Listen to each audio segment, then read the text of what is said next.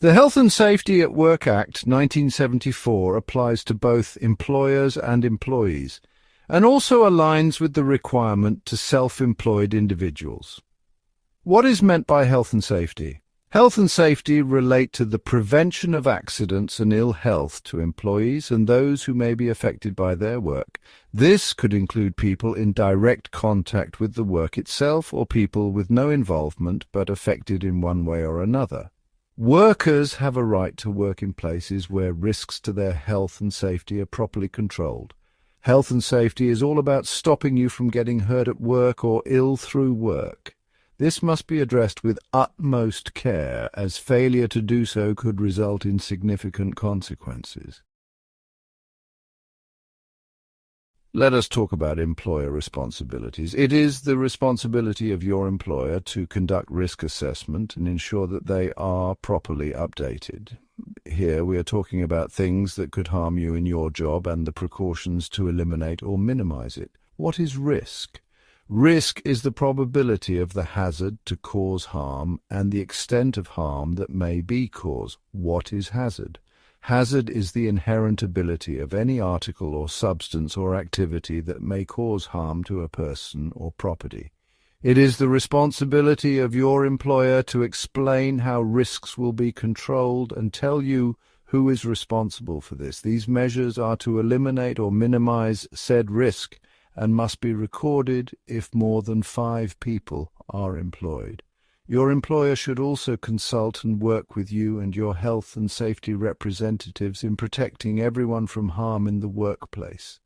This entails that employees are informed on important issues or significant changes within the business that relate to health and safety.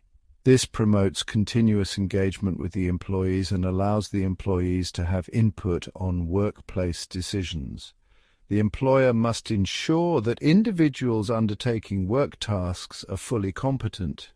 Competence is developed and maintained through comprehensive health and safety training, clear guidance, and regular evaluations to align with workplace safety standards. Providing health and safety training is a fundamental requirement for establishing a safe and compliant working environment.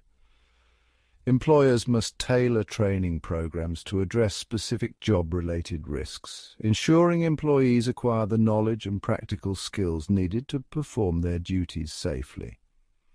Neglecting these responsibilities can lead to increased risks, workplace hazards, injuries, and non-compliance with legal obligations. To sustain high safety performance, employers must actively identify training gaps, implement structured and relevant training initiatives, and regularly monitor their effectiveness. This approach not only improves operational safety, but also ensures long-term compliance with regulatory and ethical workplace standards. The employer has the responsibility of providing all necessary equipment and protective clothing required for the task. It is essential to ensure that these items are appropriate for both the individual and the task at hand, and that they are properly maintained to meet established safety standards. Employers must also provide training to their employees on how to correctly use and inspect the equipment before use.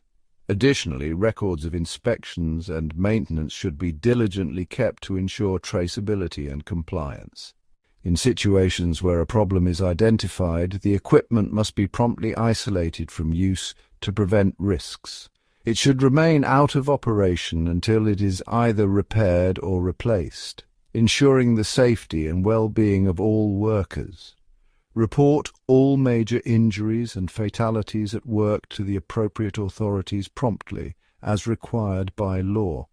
The employer has a legal and ethical obligation to ensure accurate and timely reporting, enabling authorities to investigate and address concerns effectively. Failure to do so may result in legal consequences. The regulations require employers to provide adequate welfare facilities for their employees, which include toilets, washing facilities, and drinking water. The regulation also requires employers to provide suitable first aid facilities, equipment, and trained personnel to handle emergencies. This ensures employees receive immediate help if they are injured or become ill at work.